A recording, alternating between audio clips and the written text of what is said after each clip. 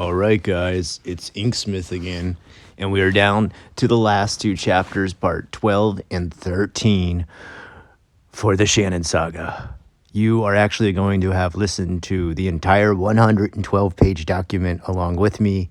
I will have read it. I think maybe tomorrow what I'll do is just put like a massive compilation together of all of these, so anyone who doesn't want to click from video to video and wants to skip all advertisements can just do that. Thank you so much for sticking with me to the end. Let's get started. All right, part 12, random lies. Sorry, I'm scooting around here. You're probably hearing a lot of shuffling and stuff. Sorry, just getting comfortable. I got to read for a long time. Okay, random lies, chapter 12. It begins with a post from Emily Artful. I can't tell if this, I think this is Facebook. Emily Artful, June 29th, what year, we don't know. Also, I am not trying to sound vain, but now that I'm watching her videos, I'm really noticing every subtle or not so subtle jab she's ever made about me, all while drawing women who look a lot like me. I could be reading too much into it, but that mediocrity one unnerves me.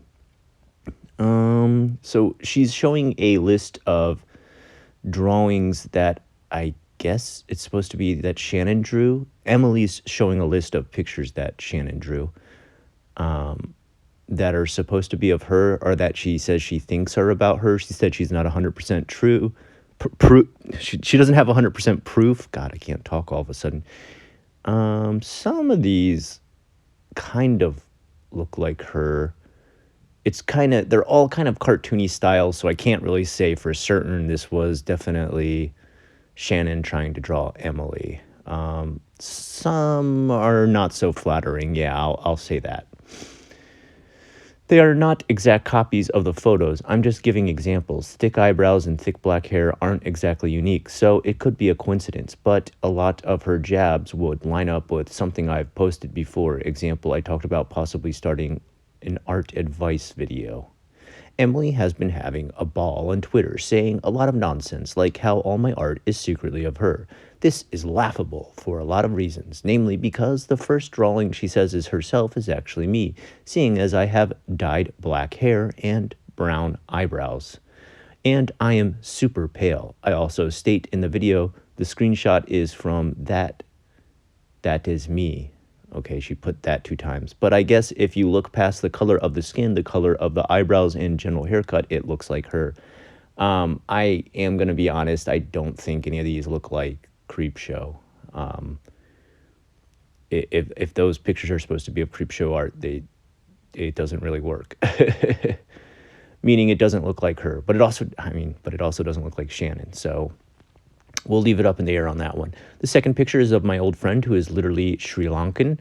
So Emily saying it's her is ridiculous. I don't know how she saw a drawing of a dark-skinned woman and thought it looked anything like her, as if things like dark hair and thick eyebrows don't have cultural significance to some people. I also find this funny because her 1v1 comparison, she uses a screenshot from her video on me, which happened in 2021. This drawing is from over 4 to 5 years ago, possibly longer.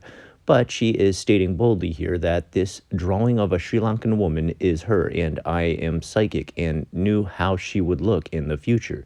She doesn't even look like the drawing in the image she posted in any way, but she said it, and you all clapped her on. Ooh, so Shannon's really she's taken some umbrage with you guys cheering on Emily. You hear that, guys? You hurt Shannon's feelings, and that's not cool. The third one is literally a commission, again, from someone who has darker skin. For Emily to say it is hers is impossibly vain. And I don't think you can use vain that way, but okay. Because it doesn't look like her. The same way none of these images look like her. Also, the mediocre at the top was not a diss on Emily. It was part of the commission, I believe, because the person who it was for stating that they weren't in fact mediocre despite their friend calling them that, it was a way of reclaiming that. Okay. This is kind of all BS. This is like the extra BS always thrown in. Like, okay, so Emily thought you drew her. You're saying you didn't draw her. What the hell does this have to do with anything? How does this clear your name of not stalking? But Emily has decided it's her, so it's her now, I guess. Much like how she said me split dyeing my hair in 2020 was a direct reference to the terrible bleach job she had for a month in 2015. Turns out any woman with dark hair and thick eyebrows is now Emily. Just like how my homelessness is apparently a reference to her faking being homeless. Glad to know those 3 years were just referencing something that never happened to her. I don't know where to fit this, but I also found proof that Emily has interacted with plenty of people I knew in a friendly setting, further solidifying that I said about our social circles not solely connected by Anthony. Here is Emily leaving a comment on DeviantArt profile in 2010 of a family friend before I knew Anthony. This is a person who I went to school with for multiple years and was a family friend. Emily says, "Are you the guy who played Chuck in Footloose? Ha ha ha. I just remembered the name from the cast list and my friend Neil happens to be watching you, but I feel awkward if it's not you." Yeah, it's me. Don't really maintain this thing anymore, but yeah, might post some stuff soon. Okay, so again, what is this? Okay, so she happened to message someone who was in your social circles. What does this have to do with anything? I swear this could have been like cut down to like probably about 1/4 of its size. Other lies included in her story were smaller, like her saying she doesn't respond to DMs anymore because she is, quote, so scared of harassment that Anthony and I allegedly sent to her. However, in her Answering Your Questions video from 2018, Emily states that she spends a good amount of time interacting with her fans in DMs. Yeah. So I'm guessing what Emily means is she doesn't answer random DMs from random strangers. Yeah, okay, of course. But fans, if you see the same couple people in your comments over and over again, you probably would answer their DMs. You would notice who they are. It's kind of a ridiculous comparison, and usually only talks to them in their DMs. This video was posted November 14th, 2018, on a month after Anthony talked to her via Twitter, and I talked to her in Instagram DMs on October 22nd. So she was terrified of looking at DMs, but according to her, she was actively interacting with plenty of her fans and spends hours a day doing so and had been interacting with them for years at that point. Makes sense. Something Emily stated is that she was proven right in her slanderous claims against my husband and I because I took down the videos in response. This is false. I didn't take down any videos and very publicly talked about dealing with privacy strike issue in my last couple of uploads on the channel. However, she then points to one video directly stating it's proof that I stalked her. That video is the story time I did about how someone stole my design and got it tattooed on them. In this story time, I made a joke about how I am, quote, A-grade stalker because I can find anything on anyone. Yeah, you know how like they always say behind every joke is a little bit of truth? This joke clearly was meant in the same way most girls joke about being FBI agents when they like a guy. Like they can find someone's Facebook on very little information. This was not a secret confession the way Emily and Kevin Coulter stated it was. The video also was taken down March 19th, 2021, months before Emily's video. And I know that because I made the video addressing it, talking about how I took the video down because I no longer agreed with what I said in it, because I had grown and matured and now see it as cringy. However, the video itself was never shameful and deleted, as I said. You grew from it? Like you The video was taken down on March 19th. That's when she grew from it, but she stopped growing after 2021. Part 13, guys, the last part. Part 13, her history of false claims. So this is supposed to be all the false claims Emily made. All right, here we go. Give me a second. Sorry, I didn't want to snort into the microphone, so I snorted off microphone. I apologize. It's very cold out today. Emily has been posting online to various accounts since she was 13, all of which my PI found and have verified belong to her. Yeah, all right, your PI found it. Okay. While I personally didn't want to cite any of these accounts in the video after going over them in detail in order to make sure my case was rock solid, I realized that Emily was a really long pattern of obsessive behavior over people she is romantically attracted to, and a very long pattern of calling people who she has been attracted to abusive after the fact. This can simply be because she was rejected by someone she was romantically interested in, or because she was in a relationship with said person and the relationship ended. Here are some examples. In the first DeviantArt profile, I can find her under the name Gothic Kazooie, which is clearly her as seen in this picture. Okay, wow, this picture must be super old. How old? Man, she cut off like the date on this one. Oh my God. Emily talks about stalking her teacher in various posts, something she admits in the video she uploaded in 2006 titled My Seventh Grade Sketchbook Flip Through. She says this was very harmless in the video, however, as we are about to see, it was not. Oh man. Why do you have stuff from seventh grade? I noticed like this is the part where she made sure to mention a PI again. Like every once in a while she'll try to mention a PI, I guess, so that like if we ever go back and we're like, dude, Shannon, why did you have all this stuff? She can be like, no, no, no, guys, that's my PI. I didn't do this. Like my PI did. Like I would definitely with this situation, if I had hired a PI, I mean, you don't have to directly say the name of the person you hired, but you can tell the company it is, and people can go and check. Like if you really did hire a PI. She makes a fan character out of him named Gizmo, called him sexy, talked about how he is so hot, and after feeling upset by him somewhat rude or to her, posted a journal in which he says her, quote, emotionally R-word her. Gonna kill and are you the way you ard me. This is from 2005. This is insanity. It's a live journal from 2005. Like, that's insane. That's super insane. Oh my God. We're talking over 17 years ago. You're posting stuff from 17 years ago. She talks about him incessantly on this profile, going so far as to draw fan art of him and her kissing and making posts dedicated to how much she loves him. After this, she then made a new DeviantArt account under the name Gizmo, which again is a nickname she gave him. Here is another post of her from the profile, so you know it's her. This is so ancient, like it can't even like properly format the photo type and has it stretched out and stuff. Like, I mean, this is ancient stuff. She posts constantly about this adult man, how she told him she loved him and got mad when he told her she was behaving inappropriately and needed to stop drawing him. Side note, she would draw images of him, upload them to her profile. She also referred to him by his full legal name, letting her classmates know who she was talking about, because she was in the 7th grade. She was a little kid. She was in 7th grade, dude. You don't even have like a teenager brain at that point. She's a little kid acting like a little kid. All right? We don't hold her to adult crimes when she's a little kid. You know? Oh my God. I'm not even going to read these. These are ridiculous. She states she's obsessed with him when she says he doesn't give her attention she wants. She said he was abusive multiple times over. But this wasn't a relationship. Your proof was supposed to be relationships she had in the past. This is just an obsession she had in the past when she was a small child and didn't understand what obsession even was. This is so ridiculous to bring up.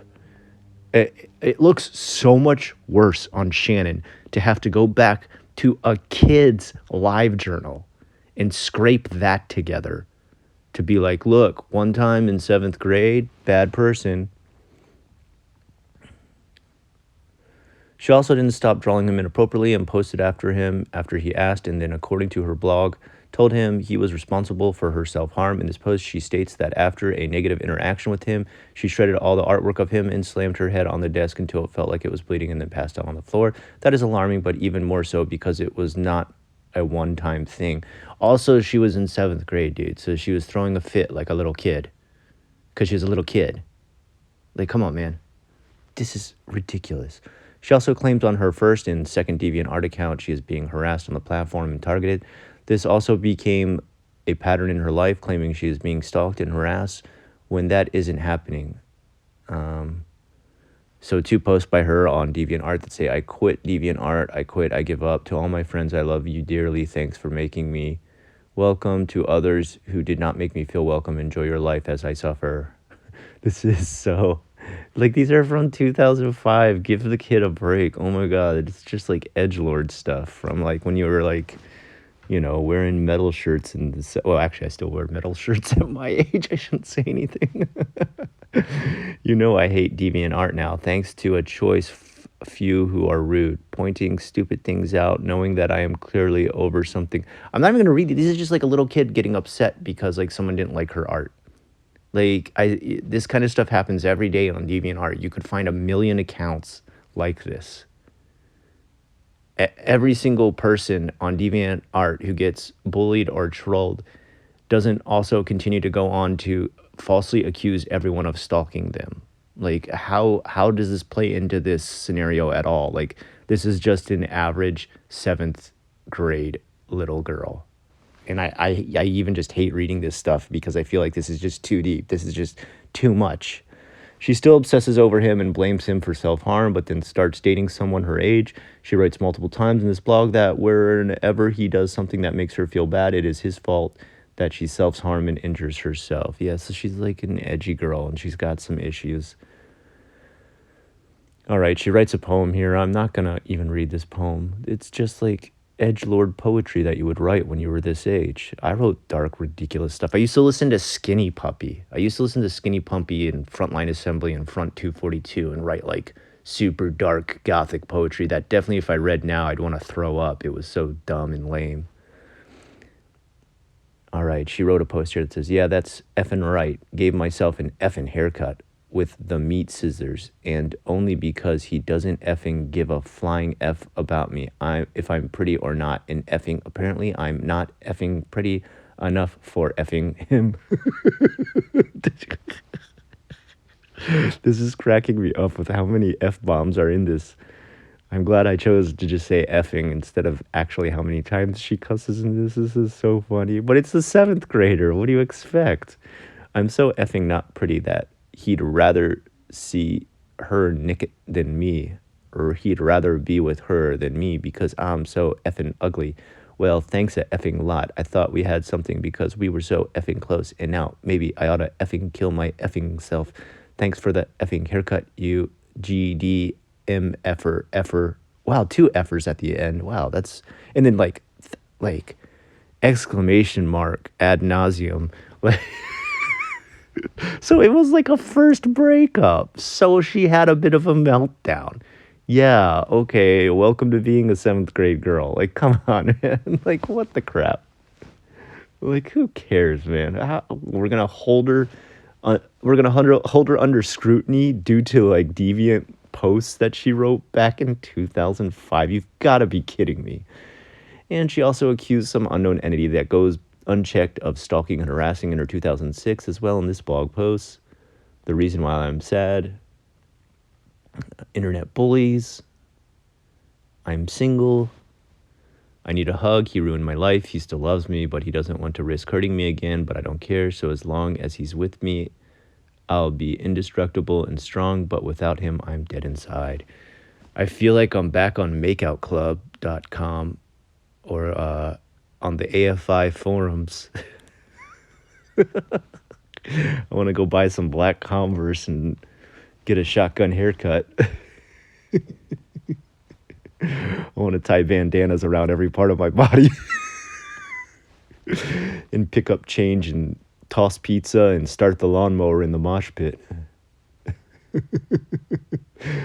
Yes, because certain people don't care about my feelings. I'm going to provide some logical reasons as to why I'm upset, because I quite frankly, they just think they can just say whatever they want about me without knowing me. I am mentally disabled. Yeah, you heard it here first. I have OCD and short-term memory loss.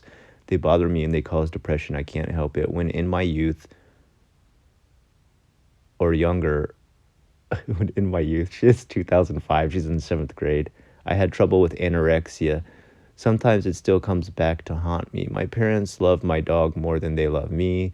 They don't like my artwork. No matter what I do, I can always do better. If I effing was president of the US, my parents would say it's good and then leave it at that. They put on a face for my friends and it relatives and it hurts. Okay.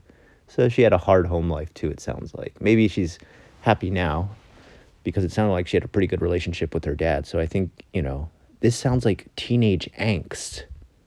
This is like a young girl becoming a teenager and the angst she deals with her parents and the little fights because the teenage mind wants to become independent but doesn't understand how to connect that with still being dependent on the parents. So there's a lot of embittered battles between dependence and independence of a maturing teen. Like, this is just basic psychology of like a high school counselor. You're looking at the tropes within this. Okay, whatever. Okay, no one panic. There is a moderate chance of me being pregnant. Oh no. Moderate. I don't know, and I feel foolish. I need to go get tested. Please don't go spreading the news around the school. Uh, young Emily, so naive. Don't spread any news around the school, but let me post it on the internet. I feel like this is dipping into too much secret stuff, guys. This feels really bad to like go through. Like the next one's called miscarriage. I'm not gonna read this. Why is it? No, this is too much, man. This is just disgusting that you would post this stuff on here.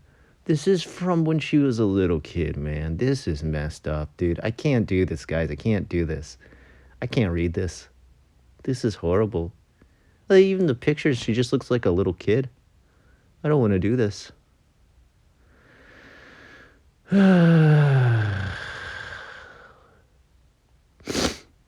I'm going to read the stuff Shannon wrote. I'm not going to read any more of Emily's posts. In the blog post, she goes to lambast her ex-boyfriend about how he won't be there for their child, and then 12 days after that, she posts that she had a miscarriage. She then accuses him of what? Abuse, in a blog post called Why Is It? About how he, quote, took her life away and how he's evil. This is just like bad breakups. What? So Shannon, you never got like super upset about a breakup and like wrote mean things about a guy? Like, come on, man. What really freaked me out, though, was her post on this blogs about how she wanted to post nudes of herself, and this post titled, Damn Underage Nudity Laws.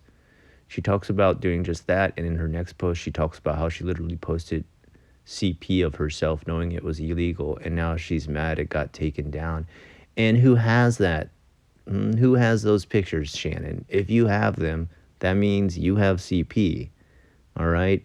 She had a good excuse about why she did this. She was in 7th grade and wasn't a teenager.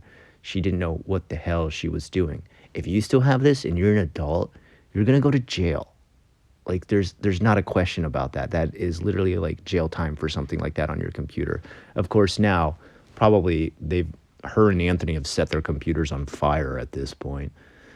But back to her evil, abusive ex. She then writes a journal about how he is a liar, how he lied about how phone sex with her in the post, Yum Idiots. Now he's a piece of shit in the post, Holy effing crap. And then immediately after that says they are friends again and everything is hunky-dory. And then a month later, she says he's dead to her and abusive again, and a day you'll just never forget. In various quizzes, she also states he, at one point, tried to hit her, and she is scared of him. Also, that he would touch her in ways that she didn't want to be touched just to get away with it. These are accusations of abuse, but in those same quizzes and posts, she would later retract those statements, saying he never did anything to hurt her. These are still live and incredibly odd to read. Yeah, these are incredibly odd to read. They're very uncomfortable and awkward to read because they're done by a child. And the fact that you have these and you posted them to a document is so weird and so creepy. How did you not think this would not make you look like a total psycho? Like, this is utterly insane. Like, this reaches far beyond just being like, you played yourself, haha. Like, this is like, we're getting into like straight, like, unable to understand empathy, like psychopathy, apathy, misanthropic anthropoid. Like, I mean, this is bad, Shannon. This is like real bad. Like, you seriously have like a massive problem going on. Like, there's something, I see maybe Emily dealt with a pretty troubled past. She conquered a lot of demons along the way. She struggled with things like addiction. But Shannon, you're still deep in the throes of some sort of psychotic obsession. This is on another level of insanity. Like, I've had some ex-girlfriends I thought were kind of stalkerish. None of them came close to this. None. However, in that one, it didn't last long, but it does link to another DeviantArt page that has her full name, which has since been taken down. This DeviantArt account and the Sugarfruit YouTube account are the only accounts that were deleted, save for her original Twitter at Emily Melvin that was suspended, oddly enough. Emily would have been posting to the Emily last name account while dating Anthony.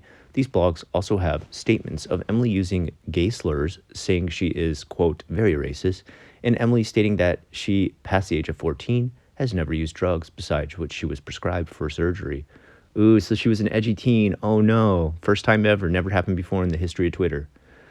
On her arm after a horse kicked her and broke it. Emily states boldly in her video that she has been addicted to drugs since she was 14. However, her records disprove that. So from her DeviantArt blogs alone, you get that she has a pattern of saying that every person who she has been with romantically or even had a crush on is an abusive person who has taken advantage of her in some way. That's clear with her posting obsessively about her teacher and her first boyfriend. How is it clear from childhood posts that who she is as an adult woman? That does not, you are not the same person when you grow up. You change quite a bit, okay? From first grade till 8th grade, I was like extremely extrovert. Like, I used to get up in front of the class and tell jokes and run around and do pranks and stuff. Then when I went to high school, I became like this introverted, sullen, gothic trench coat wearing weirdo with a giant dyed black hair that was like a huge curly fro. I'm not joking. This is really, I'm kind of going skin deep on this one. I was a total weirdo, okay? I was into all my edgy stuff and writing edgy poetry and like listening to gothic music, Switchblade Symphony, Skinny Puppy, like anything I could. And I was also a cross country team runner, which is a really weird combination. But I was nothing like the person I was back in grade school. This is so, and even now, like as an adult who's graduated college, like I'm nothing like the high school kid I was. Like, come on, man. This is so ridiculous to rate a current day person's personality by stuff they wrote all the way back in 7th grade. You've got to be kidding me. However, Emily continues this trend over Facebook, where she, at multiple intervals, also accuses other exes and crushes of being abusive to her, like here on August 20th, 2010.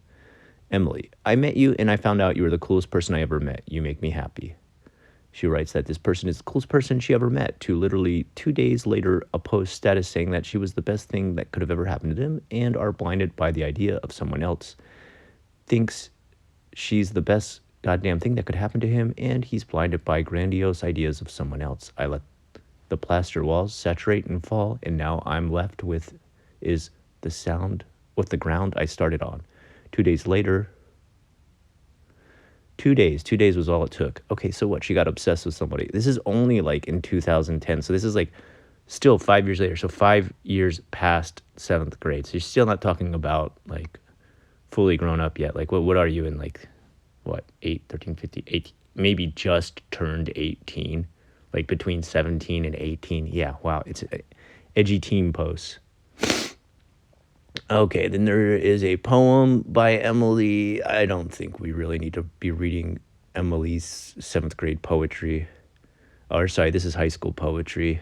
I mean, this is kind of really ridiculous. Can you imagine someone like decides who you are? Like, job interviews don't even do this. Job interviews don't have this much information on you. Background checks. Guys, I used to work as a credit fraud manager. So I would have to like research people through a software program called LexisNexis. And LexisNexis could do things like retrieve your social security number, every job you've ever had, your credit history. Not even LexisNexis, a program used to like check credit scores and credit fraud, could pull up this much information, guys. And that's like a federal government software program meant to pull up files on a person who's trying to run from credit history. And like not even that program pulled up this much stuff. Like, this is an insane amount of stuff, guys. This is like beyond the software the government makes to track people down. Okay? Again, this was high school. This could have been written as off of immaturity and not a pattern. However, seeing as she continues to do this on her YouTube channel with every person she has ever dated, it becomes alarming. She has multiple videos accusing her exes of horrendous things, like her "I dated a sociopath" video. Okay, so like this is what I have a problem with. It's that you watch a 5-minute video or however many minutes, some of her videos I know are much longer, like 20 to 30 minutes. You watch that and you think like this is her whole life. She's telling the most exciting moments of her life to make a good video, Shannon. Okay? I have a story about how I was accosted by some Yakuza, but every day of my life I wasn't accosted by Yakuza over and over again. But if I just told you a story about my mundane day, no one would watch my channel. Like, no one would want to listen to like her very pleasant, low key, like milk toast breakups. Okay, this is so ridiculous. We make story times to actually tell a good story. No one wants to hear about the time like you went on a date, you and the guy had a conversation, didn't really go anywhere, never called him back. That doesn't make a story time. The crazy stuff does. She has multiple videos accusing her exes of horrendous things, like her "I dated a sociopath" video. Oh, we're back to this again. Great. Where she states she was in an abusive relationship in 2006 with a person who was abusing drugs. Then there is her "cheated on me" video, where she states a mutual friend cheated on her with a blonde Asian woman who liked to party, who was, quote, such a crazy biatch. She sent her a cease and desist to make sure Emily didn't talk to him anymore. Then there is a video talking about her boyfriend's crazy ex-girlfriend who allegedly faked a R accusation and would tell that boyfriend she was going to kill herself if he didn't pay attention to her. Ironic, giving her public actions towards her boyfriends. Then there is her video talking about how her ex-girlfriend was totally crazy and came through her window one night drunk, wanting to have sex. Then there are her false allegations against Bob, stating he forced her into cam work and made her homeless, something I've shown did not happen. Oh, by the way, the Bob video, I'm going to go over that later. That's going to be a separate video on itself. I talked slightly about that, and I think some people got the wrong idea, like I was defending him, not defending Bob. I think we need to go over his Shannon's Only Friend response video. And then there is her probable, I think is what she wants to say, probable false claims of rape against Anthony, and her claims of stalking against me. Every single story time or video she has on her channel, deleted or not, is about how she has dated someone who was terrible to her in some outlandish way, the same way her old posts used to be. And knowing some of the people she dated, not just my husband, I know these statements are false and don't ring true. There is only so much you can believe, especially when someone lies as much as Emily.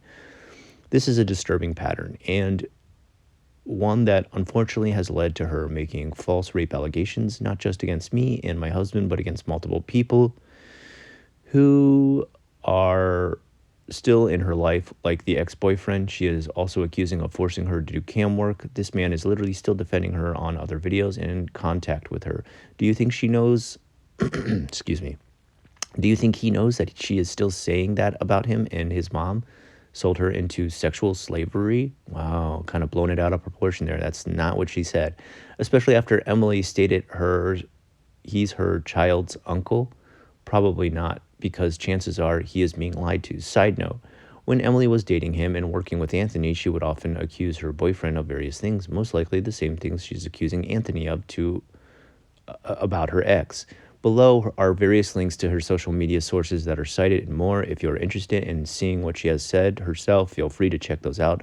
I didn't include any of the posts on the Facebook because despite her malicious doxing, my husband sending hate to his accounts, I thought I would spare her the same treatment. Oh, how nice, Shannon.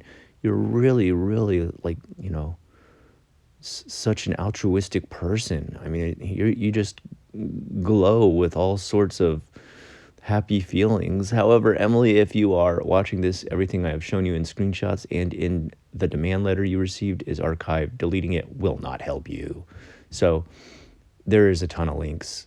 Her obsession with her teacher are almost all the links. One of them's called Emily calling her high school boyfriend abusive. That's one post. That's just one.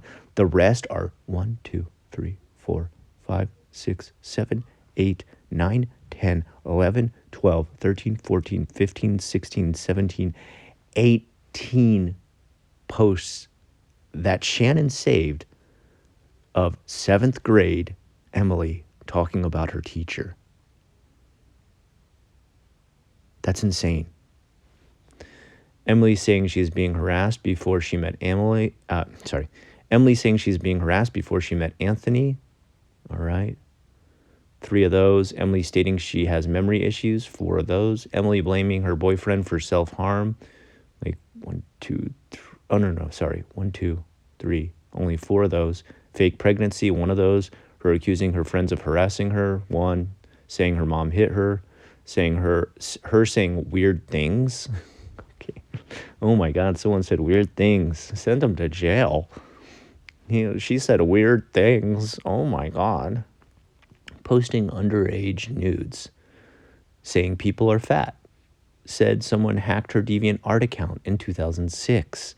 In 2006, yes, let's definitely bring back 2006, saying her parents hate her. Part 0. Wait, what is part 0? A list of Emily's aliases. Okay, wow. Every single account she ever had. It's just a massive list of, okay, it's a massive list, but it's over multiple websites. Band name, MySpace, Flickr, 9gag, Instagram, Facebook, Twitter, YouTube, DeviantArt, Tumblr. Like, okay, so she had like a bunch of screen names over a bunch of websites. Like, so what? Links, public Facebook links that have been up since high school because Emily has always stated she had a public entity for some reason. All right. Just a bunch of links, more links. God. Yeah, you're not a stalker at all. Not a stalker at all. Jem Campbell. What is this? Jem Campbell. This is a chapter just called Jem Campbell. I don't know what this is, guys. I'm going to just read it. I'm not really sure what this means. Like, she's not like, now I'm going to talk about Jem Campbell. It just says Jem Campbell. Jem Campbell. And then I think there's like some post from some website, but you can't tell. It just has like a post date of August 2nd, 2018, 4:34 p.m. Jem Campbell. When Dad told me about Paige this morning, my mind did go to you wondering how you're doing with that loss. It's incredible to lose loved ones, especially so young in life, and I'm sorry for this pain. I appreciate you reaching out and understanding this is not a portal for a relationship again. Understanding this pain I've inflicted. I am overwhelmed with regret over the way I handled our relationship back in our more recent years, especially the biphobia, the pushing of non-consensual relationship, the claims of abuse, and the indirect communication. I was wrong in all of it, projecting so much of my own ish onto you, and had no understanding of the impact it had on you. I'm humbled again and again by the impact my life has had in yours, both of consequence of my own actions, but also of just my existence, for the pain I've caused you, that you voiced, and for your perhaps myriads of other things that are not said. I am deeply, deeply sorry. First, okay, I'm going to correct Shannon on this one because she always says sister, and I'm going to say sibling, okay? First, my sibling, Jem Campbell, they made themselves known by talking about this. I'm going to use their full name, and I personally do not give a shit anymore. They are dead to me, truly, after years of them posting online about how I am a terrible person, saying that I was supposed to be the fuck up of the family, and that I don't deserve anything. I am finally done.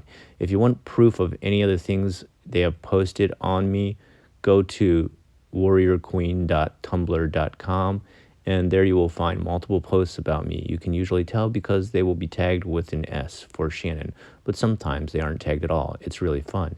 Me and my siblings are not close. We have not been close since a couple of years after they graduated college. And no, I didn't post on Locale about her. When I can prove that, I will make a whole nother video. Oh God, I hope you do. However, my sister is one of the worst people I have known. I do not say that lightly. Wow, that's who Jem is. Jem Campbell is Shannon's sister. And this is just her going off on a rant about sibling. See, I did it. I read sister on here because she said she is a horrible sister. My sister is it's sibling. See, this is how I get stuck on things like this. This is how I mess up. I read her stuff because she doesn't properly correct it. Okay. This whole chapter is just about trashing her sibling. This is horrible. Like, how does she think this would make her look good? My sibling is one of the worst people I have known. I do not say that lightly. Jem has quite sincerely reached out to people, told them lies about my husband and I for no reason other than they want to hurt me. And they have been doing this for years. I have a story time on this channel that's about an SJW tried to ruin my relationship by saying my husband was abusive for breaking up with me for a day. That person was Jem. And this is something they admit in a direct message with me from Facebook, along with the whole trying to pressure my straight friends into being with me and making them so uncomfortable they don't want to hang out with me anymore because my sibling won't stop when they ask them to. Jem has claimed every person in her life has abused her multiple times over and then retracted it later as if it never happened. God, this sounds familiar, accusing people of saying everyone in their life abused them. This sounds very familiar, Shannon. I think we're starting to notice a trend. On their blog, they have multiple posts saying, I am their best friend and a great person, only to be followed by saying, I am the worst person they have ever met. They have posts talking about how loving and supportive our parents are, about them being queer, then post about how they are evil people who want to see them dead. None of these things are true. I mean, none of the posts about my parents being evil are true. They quite literally love them more than anything, and Jem treats them like they are nothing. Jem literally tweeted on my mother's birthday that she was a crappercorn. Get it? Like Capricorn, but with crap. Way to make your mother cry on her birthday, you fucking toenail. Toenail? Like a toenail? Is that a good insult to call somebody a toenail? I've never heard that one before. Before this happened, Jem actually was in the hospital for a period of time. We had briefly spoken months before then, catching up. However, because I mentioned how I deal with my eating disorder and I have had to recontextualize how I view eating in order to exist, they blocked me, said on Twitter publicly that I was being fat phobic towards them, despite not saying anything to me about it or expressing any discomfort, when really I just thought it was a two-way conversation in which I could also give my experience. But they've never liked listening to me much. I should have known better. They once told me I was fat phobic for borrowing their clothes because it looked nicer on me than them, and that made them feel bad. Wow, that's a whole nother bag of worms there. After that conversation, I realized I was blocked, but I wanted to send them a birthday gift, so I sent $1,000 to them via Venmo. No message, just to let me know that I remembered and I cared about you. Shortly after that, my parents called letting me know that they were in the hospital.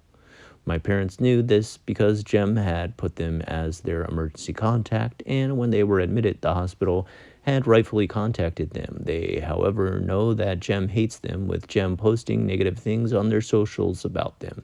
So they asked me if I would call the hospital and try to find out what was happening for them. I agreed and did so. When I called the hospital, Jem answered and said nothing. I was fully panicking, thinking that they couldn't speak, that something was wrong, and I asking for anything. If you're okay, press a button. Oh God, what if they can't? I was fully freaking out, hyperventilating, trying to figure out how to get any information. I thought they couldn't speak, not that they were choosing to listen to me cry. And they hung up on me after saying nothing. I thought maybe it was a faulty line, or maybe they had tried to press a button and accidentally hung up. So I called back, only for it to happen again 3 more times. After that, I got the message. Okay. Okay. Like, so first of all, I don't think the hospital would let you call somebody if they were in such damaged condition that they couldn't like talk on a phone or even press a button on a phone. Like if they're in bad enough condition that they can't use digits, they're probably not going to be open to like having calls and visitors. And if I didn't, Jem made sure to drive that message home. Jem posted to their Instagram story stating that they have blocked and deleted any person they think would have told us that they were in the hospital because they are a terrible person and they would rather die than talk to us. Never mind the fact that they had put us in emergency contacts. Never mind that our parents were woken up by that call and were freaking out, prepared to drive to Oakland to help you with whatever. No questions asked. I was sent screenshots from our sister-in-law. Now, that's sister-in-law, so I'm guessing this is okay to use sister here, and it effed me up. However, knowing my siblings cut people out on whims the same way they had done to our brother before he had passed, so much so my last conversation with him was literally about that. Oh my God, now she's posting a conversation with her brother? Like, putting all this personal information online, is this okay? Like, who does this? I won't even put, like, conversations of, like, with my cousins and, like, mom or dad or uncle or anybody online. This is so weird. Okay, her brother's Bobby Campbell. They're having a text message back and forth. All right, this is Bobby first. No, and honestly, I don't care about all the details. I don't think it's right to hit people personally, no matter the situation.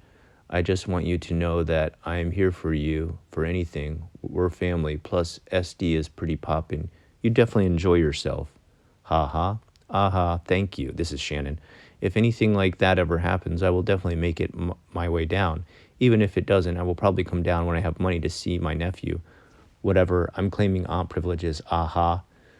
Bobby, haha, you are more than entitled. Do you know why Jen doesn't like me? Did I do something to her? Shannon, she likes you. Why wouldn't she? So I don't know if they're talking about Jem, because he says, does Jen like me? But Jem was spelled Jem, and this one's spelled Jen. I don't get it. I don't understand. I also started getting more into spirituality and had just read the 7 keys to success, and one of them was giving without expectations. I figured my unhappiness with relationship with this person was because I expected them to care or to know, not to tweet about how much they hate me while messaging that it's so nice to talk to me. I had to stop expecting them to care the way I do. And given that I knew they had been in the hospital and would have a hard time paying their bills, I sent another $2,000 to them. I didn't say anything. I didn't reach out. I just sent money with the hopes it would help. Oh my God. The subtle narcissism in these, like, where did it say, like, I had stopped expecting them to care the way I do. It's like just really subtle narcissism just riddled throughout this writing. All right, let's keep going. After that, my sister-in-law again reached out and stated Jem was going through some hard times according to their Instagram, so I sent another grand. Again, no message, no expectation, no harassment, because I don't want my effing sibling to effing die. And then when I was sent the GoFundMe that was posted on their behalf by our sister-in-law, I went and donated 3 top donations you see here. I don't see anything here. Did she post it down later, maybe?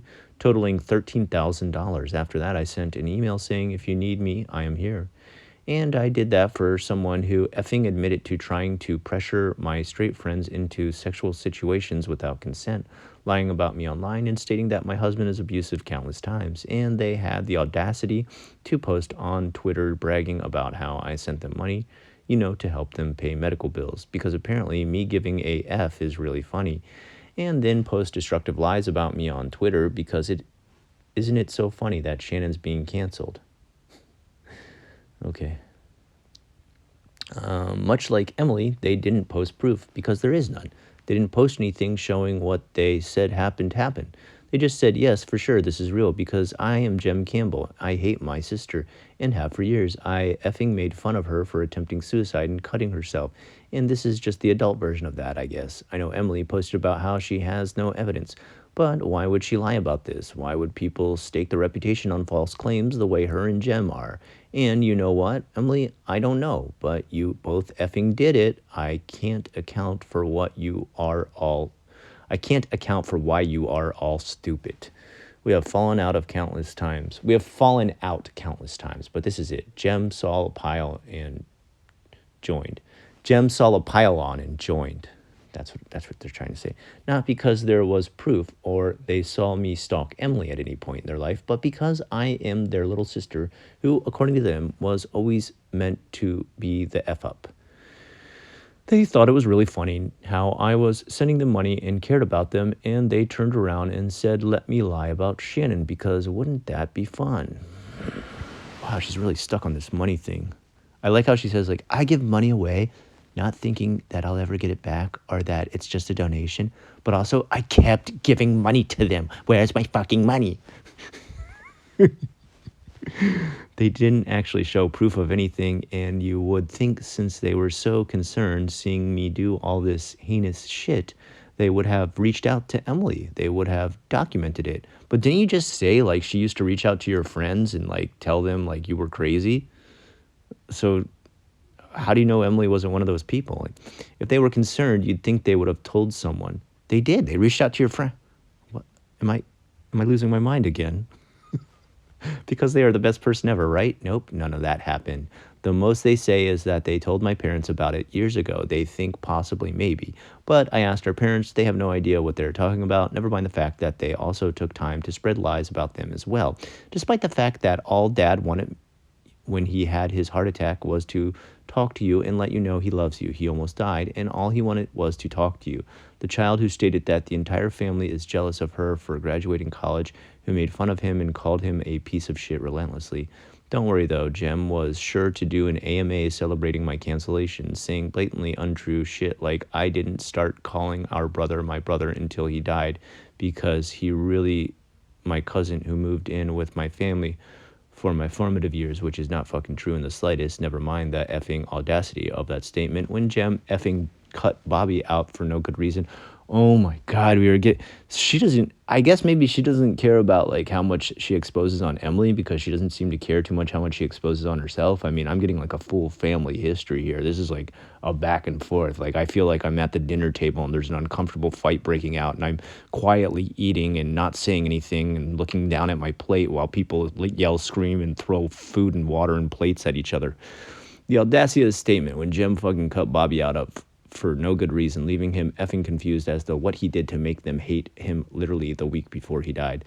Never effing mind the effing post on your goddamn bullshit Tumblr saying how effing sad it is he passed when months after you posted how it was good he died, when he did because he didn't have to see how effing shitty our family was. Mason deserved to have his effing father, and the fact that you're out there saying otherwise is effing dog shit, and you know it, Jem. But that's not all, folks, because they also sent me some delightful emails telling me I should kill myself with information about me that only they would have. So, thank you, Jem. We're done.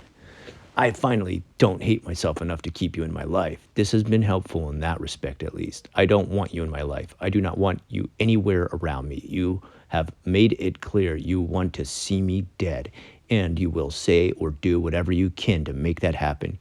You brought up our effing dead brother on Twitter as a way to hurt me. You spoke about how it's good that he died when he did, despite him leaving his son who deserved to have him as a dad. Oh, that's super sad, dude. That sucks, man. Ugh. Ugh. That breaks my heart. If anyone in our family dies and you come to the funeral, do not speak to me. Do not speak to Anthony. If I have my children there, do not try to talk to them. I won't talk to you or engage, but I also will not be put in a position to have to pretend you are anything more than the person who tried to get me to kill myself. Do not reach out to me. You are not in my life, and you never will be in my life. You will never make this up to me because you made it clear you want to see me dead. My children, my family, and I have nothing to do with you. Ever. Wait, does Shannon have children? What is she talking about? Am I going crazy? And feel free to give back the 13 grand. Oh, this is Shannon talking. I'm pretty sure she doesn't have children. Does Shannon have children? Shannon doesn't have children. I don't feel comfortable paying the medical bills of a person who told me I should kill myself and my husband and led the charge for false claims being sent my way. You are not my sibling. You are nothing to me. Fade to black. Sorry. That was holy shit, man. What the So when you hear me cuss, you know, like something finally hit a trigger in me, like, holy hell. We're on page 106, folks. We got 6 more pages left. Stick with me here. We're almost done, okay? We're getting through this. Kevin Adam Coulter. I do not know who this person is either. Shannon. This is a message to Shannon.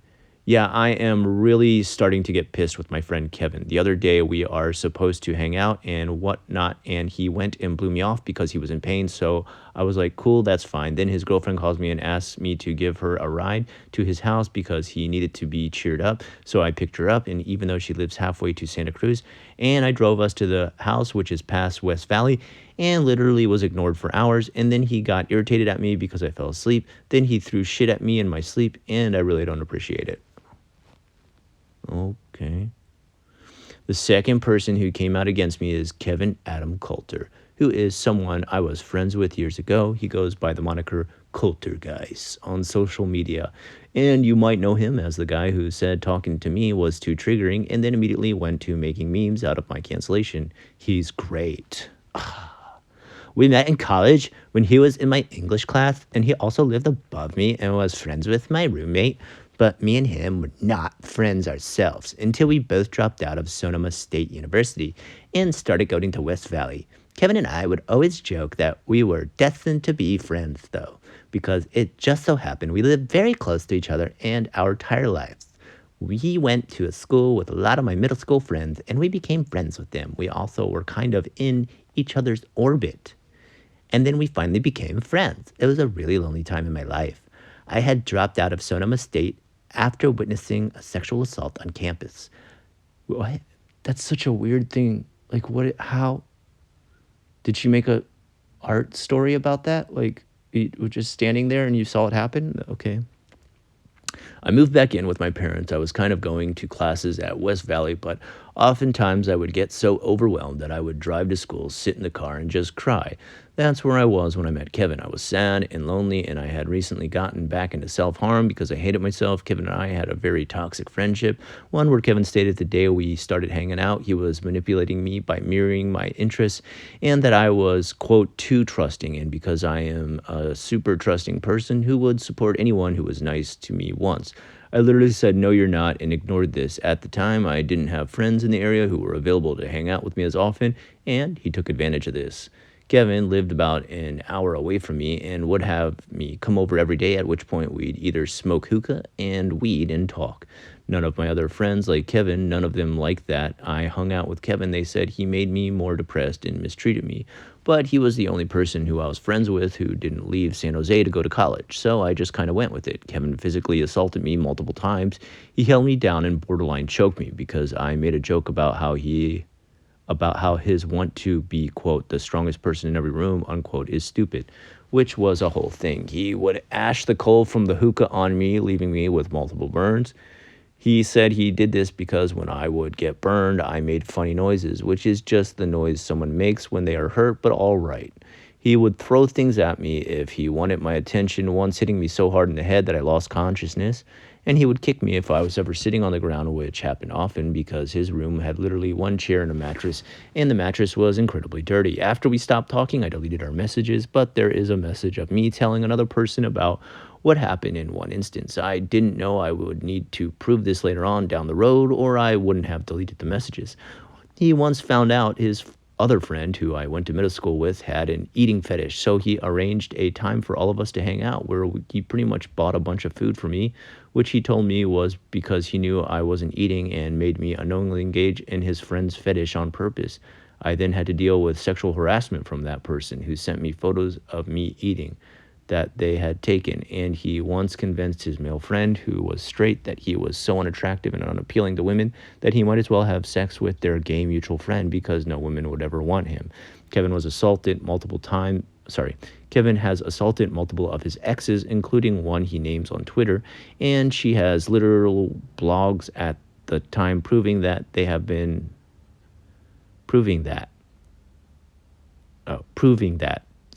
been up since 2012. Punctuation much? Talking about what he had done to her. Ironically enough, after they broke up, she ended up reaching out to me, and we both agreed that his behavior was disturbing and that he had pitted us against each other for whatever reason. Oh God, this goes on a long time. Oh, no. Okay. I'm gonna finish. I gotta get this done. Okay. Where was I at here? Sorry, I lost my place. Besides the assault, Kevin had also had a habit of attacking his exes online, hacking into their profiles and deleting their work. There was this one instance where he did this with his ex-girlfriend again, who has the blog, because she had logged into her YouTube on his laptop. I came over and we were hanging out, and he opened it up and saw it was still logged in and asked me if I wanted to watch her unlisted videos of her singing. I said no, because if because he had said if I came over and we'd get Taco Bell and I wanted to get Taco Bell, but he just started to play them anyway and make fun of her because she was nervous while singing and her voice was shaky. He did this in front of me multiple times, sometimes deleting things off of her profiles, messaging people as them, the works, and each time I thought it was weird, but I didn't say anything or stop him. I was incredibly a passive person, especially around people I like. I don't want to see my friends as bad people, even when they do bad things. And he did a lot of shit that was not okay, but I knew if I called him out, I would go back to having no one to hang out with, no person who would listen to me. So I just kind of accepted everything. Again, this person was physically assaulting me, throwing me down on the ground because I said something sarcastically, and throwing shit at me constantly. I didn't even want to call it abusive until Anthony sat me down and asked me what I would call it if any of my friends were doing that to him. I have literally no respect for myself. He was one of the only people who was in the area when when my brother died as well.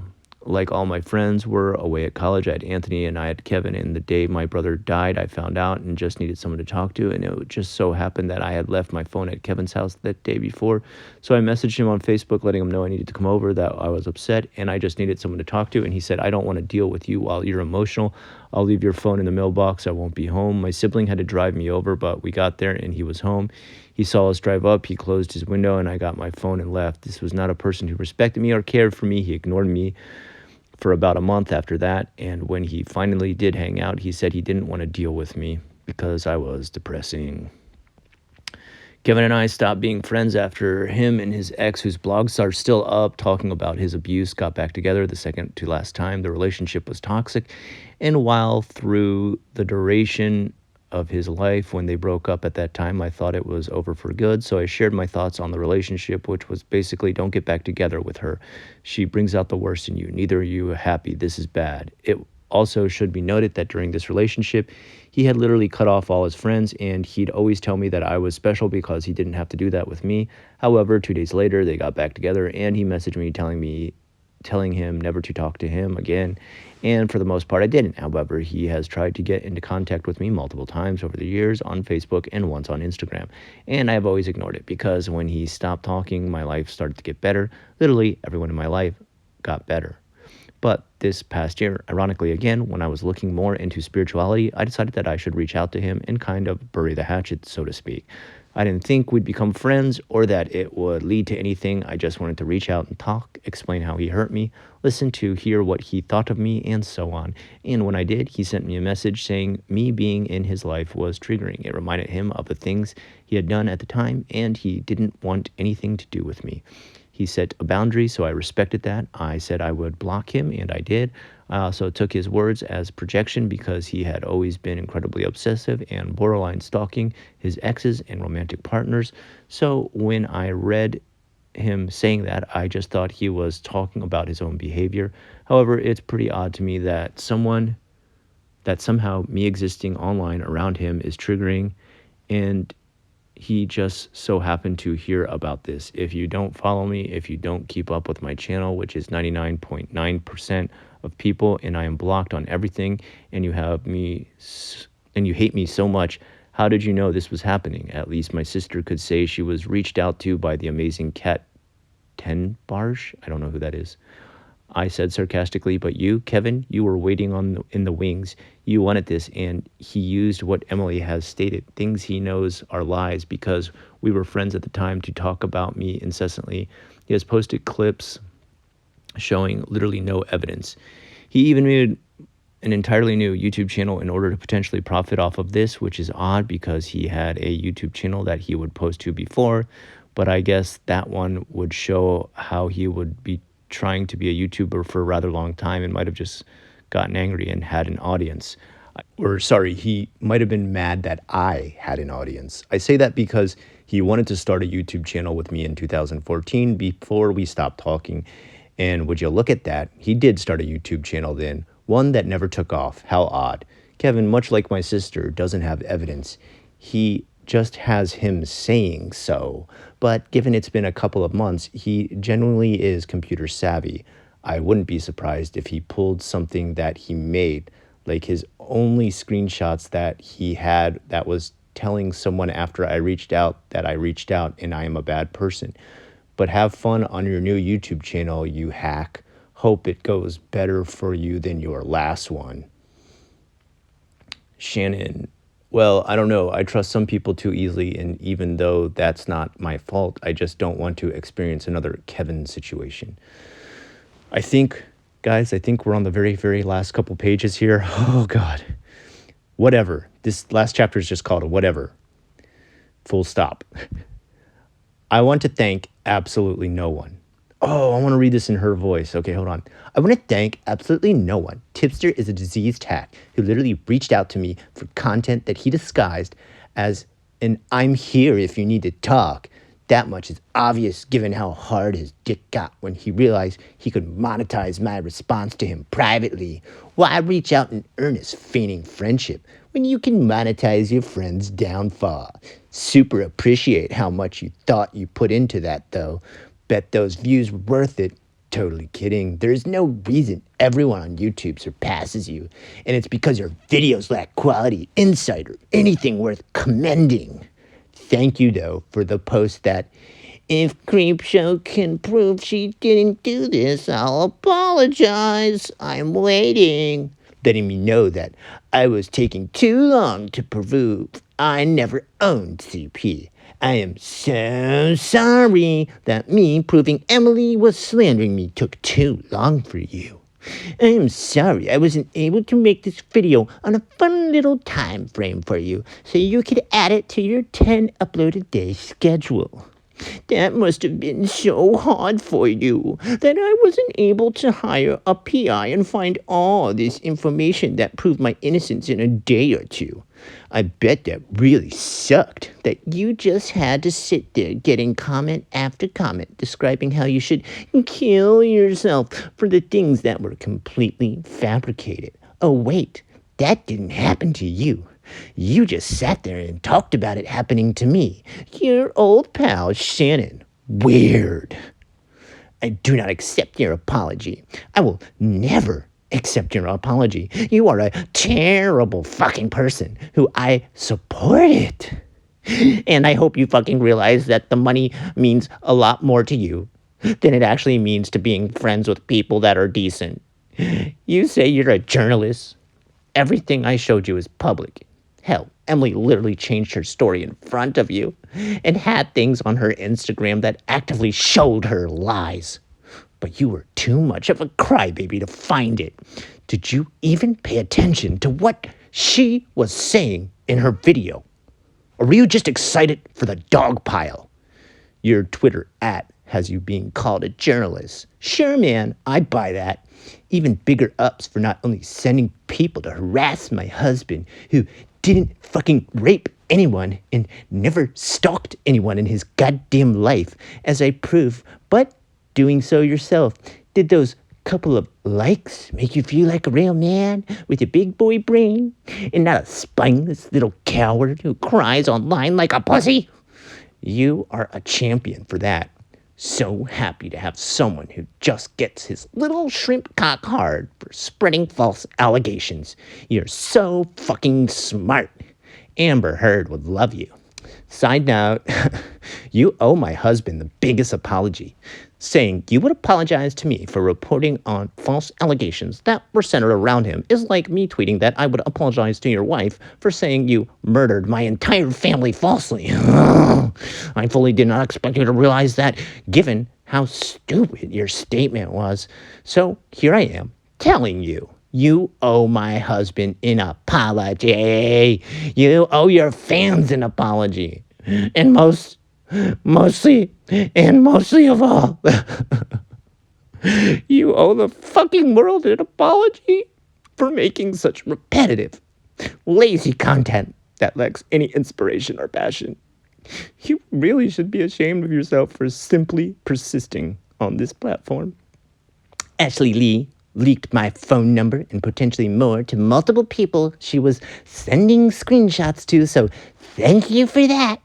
She is the reason I had to change my number. Big ups for her, stating that I was lying about being homeless, when I literally said the same thing every fucking time.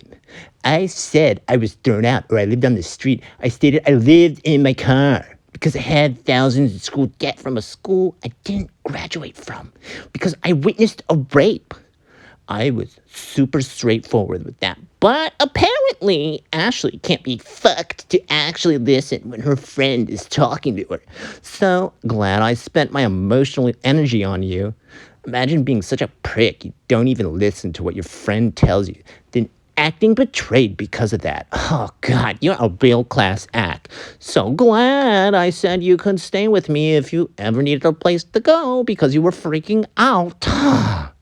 Have fun continuing to suck the teeth of whoever else is going to give you the day. You're gonna cry now because it turns out Emily was lying and I have proof? Or let me guess, you are going to claim that I talked negatively about you on Locale, even though even Locale themselves said that never happened. Oh, and thank you, Repzilla, for this tweet stating I changed my number, as if he didn't know why I had to. Really, love how that opened the door for some other scaly lizard to allegedly catfish others as me. Guess what? I didn't reach out to anyone. No one has my phone number because I don't trust any of you. But Repzilla, that tweet saying he doesn't know why I did this is gold. Oh, God. Especially because of the fact that he went through this with Bremick. Something he never shuts up about. Literally, he never shuts up about Bremick. But A+ work, my guy. I would say don't think too hard, but you clearly haven't. And just a massive thanks to everyone promoted this falsehood that could have been disproven if you just scrolled back on her Instagram. You're all amazing friends. Can't believe I gave a fuck about any of you, especially Petty Page, Dustin Daly, and the viewer's voice. I know what all of you did at the Drama Channel Christmas party a couple of years ago. I know who you did it to. And I would not utter another syllable in my direction if you knew what was good for you. That is to say, delete your videos. Consider retiring. You provide the same terrible opinions based on nothing anyway. Side note, if any of you dumb motherfuckers who I give money to want to send it back my way after making your videos saying you are horrified by my actions and always felt uncomfortable around me, do it. I'm talking to you, Nathan, Camila, Vangelica. You are pathetic leeches who I helped. I gave platforms to and didn't ask for jack shit in return. Namely because I thought we were genuinely friends. I even thought Nathan, his computer. I bought him his computer. How stupid am I? Ugh. And you literally took someone's word that I own CP with no evidence? I cannot believe I trusted you. I am the world's biggest idiot for that one. Also, Skittlejuice, the girl who made my icon, you owe me $500. I commissioned you for a new channel avatar. I sent you $250 twice because you said you didn't get the first one and you never fucking did the work. Give me my fucking $500 back, you fucking scam artist. It should also be noted, I was not posting on any social medias while putting this video together. There have been multiple accounts both claiming to be me and multiple accounts that Emily has erroneously stated are me with no proof. In fact, any person told Emily at any certain point they didn't believe her story. She would claim it was me or my husband. The only time I posted on social media was to tell Tipster to fuck off. Specifically because he commented on my husband's defunct YouTube channel because he's a spineless coward.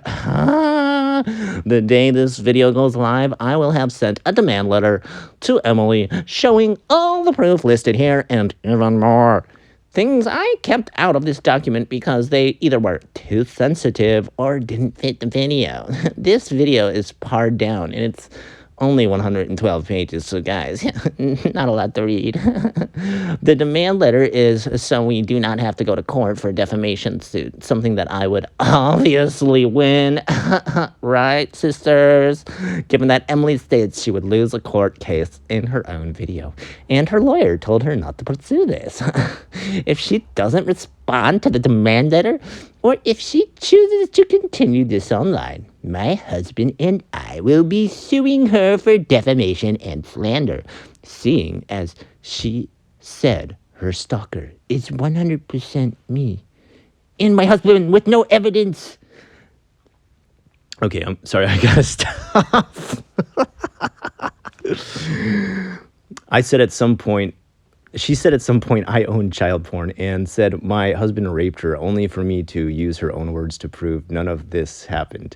She also went further on Twitter to say her evidence is concrete because I deleted videos, despite the fact that all those videos are saved and have no evidence on them, something I can prove in court. I can also prove that the videos were never deleted. Rather, I was being privacy stricken. Getting a privacy strike, I think is what you want to say, for months before any of this happened. With that one, I am done. If you made it this far, that's hilarious. That's the last thing she says. If you made it this far, that's hilarious. I did it. Holy hell, I did it. I did it. I made it all the way through. I read every single page. I don't know if I'm happy or sad, if I want to scream or cry or laugh. Wow. 112 pages prove absolutely nothing. Amazing. Incredible. All right, guys, I'm going to cut it here. If you felt like this whole thing was worth it, maybe just think about $1 on Patreon would really tell me you were really happy I'd read all this. You only have to do it one time if you want, or you can just do PayPal. I normally wouldn't push this stuff at the end, but I'm tired. I can't believe I just spent. This is going to be like a 2-hour video almost. I mean, maybe not 2 hours, but it's definitely way over an hour. Wow. What do you think, guys? What do you think? I'm blown away. I mean, listening to her video was crazy. Listening to other people's takes on what she said to them was crazy. But reading the 112-page document is just like utter undistilled insanity raised to level 11. It is completely uncorked and just gushing out insanity. This is nuts. I can't believe this, man. Anyway, I've been the Inksmith. I hope you have a great rest of the day. I'll talk to you again real soon.